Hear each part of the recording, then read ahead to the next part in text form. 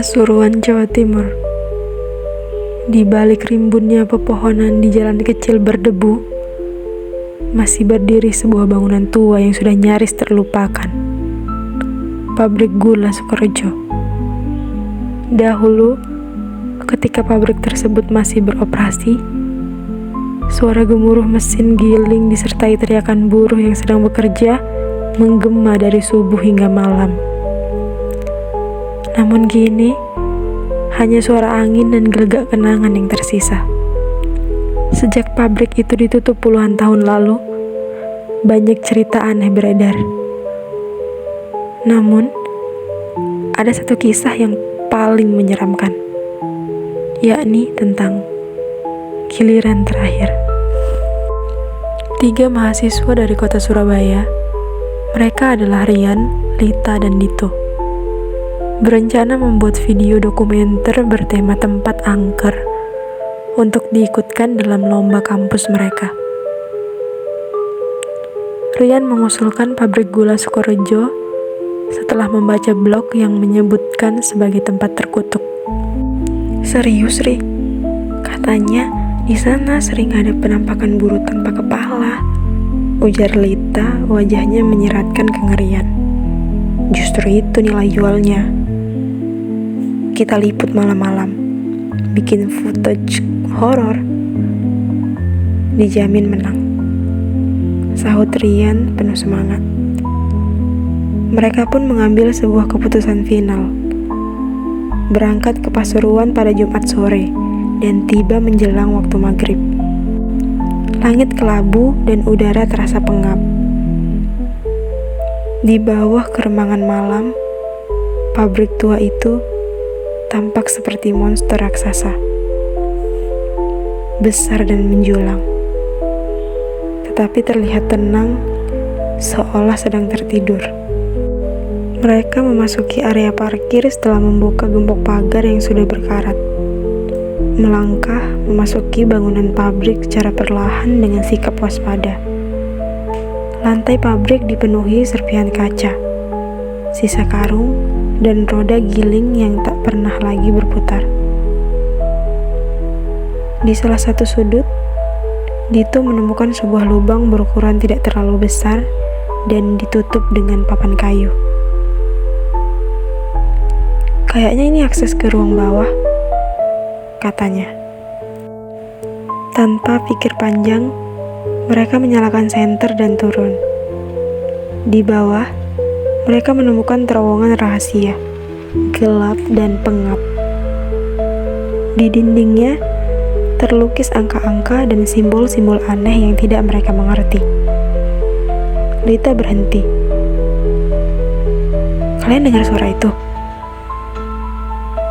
Suara seperti tangisan, jauh, bergema, seperti dari masa lalu. Saat mereka semakin dalam memasuki lorong bawah tanah tersebut, senter Dito tiba-tiba saja mati. Begitu juga dengan milik Rian dan Lita. Kegelapan menyelimuti mereka. Tiba-tiba, mesin tua di ruangan tersebut menyala sendiri. Seolah ada sosok lain dan tak kasat mata sedang mengoperasikan besi-besi tua tersebut.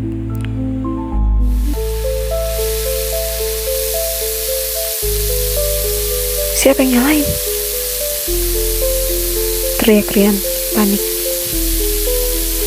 Lalu, dari atas, terdengar suara-suara gaduh, teriakan buruh, derap sepatu yang melangkah ke lantai semen, suara besi di gilingan.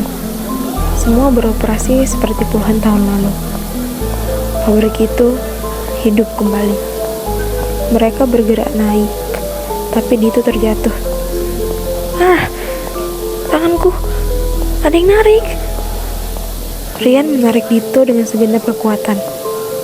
Namun, sebelum tubuh Dito naik sepenuhnya, sesuatu menyeretnya kembali ke lubang dengan kecepatan yang tidak masuk akal.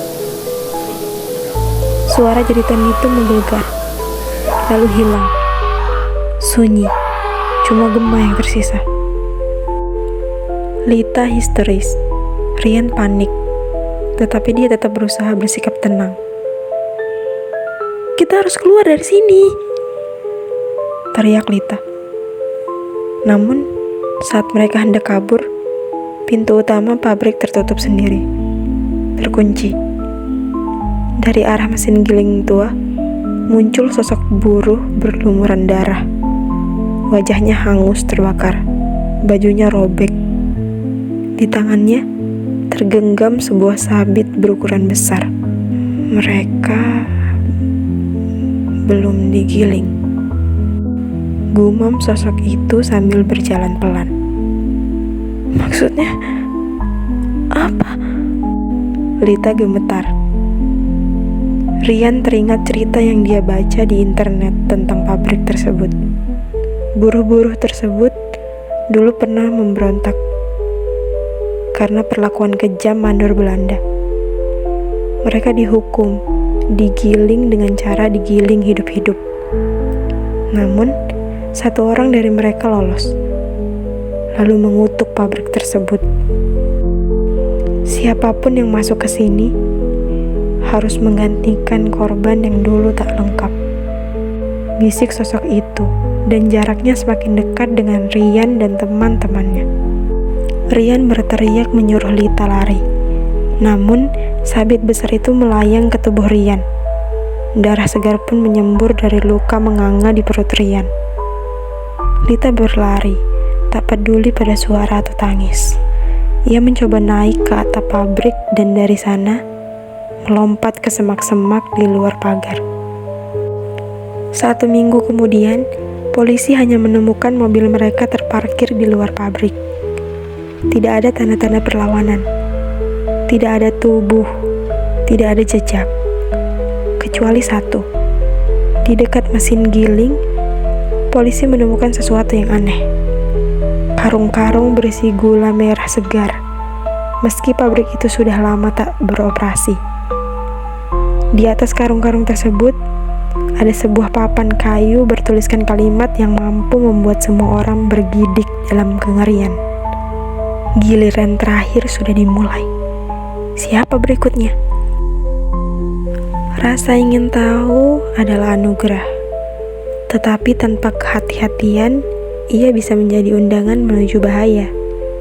Hormati sejarah, dengarkan peringatan, dan jangan pernah meremehkan jejak kelam masa lalu.